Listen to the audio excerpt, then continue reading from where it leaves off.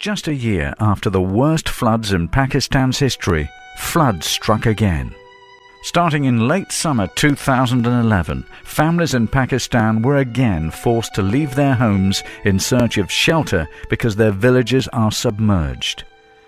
In some places, fields and roads are covered with 7 feet of water. Millions of people have had their livelihoods devastated and their homes destroyed. Islamic relief workers got to the scene quickly for emergency rescues. We found Abdul Ghani, his wife and his son Parvez, who are now being moved to a safer site because they want to move to somewhere which is a bit more safer and more accessible to getting assistance.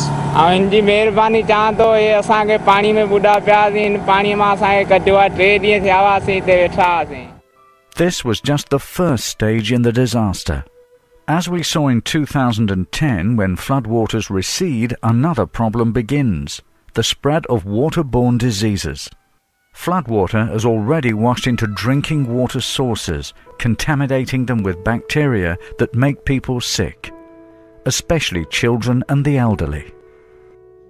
When the 2011 flooding began, the country hadn't finished recovering from the previous year's tragedy. In 2010, monsoon rains flooded more than 1/5 of Pakistan, an area the size of Italy. More than 20 million people were affected. More than 6 million people were left homeless, and 800,000 families were still without permanent shelter when the current flooding began.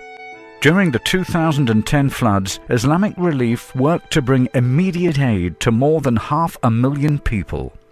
Teams distributed food and clean water. Doctors set up mobile health clinics. After the emergency phase, Islamic Relief began reconstruction work that is still continuing. Islamic Relief are building thousands of homes, strong houses that can withstand future disasters. They have set up new water systems with deep wells and drainage systems to prevent floodwaters from building up in monsoon season. The difference is stark between the rehabilitated villages and those that are still waiting for help.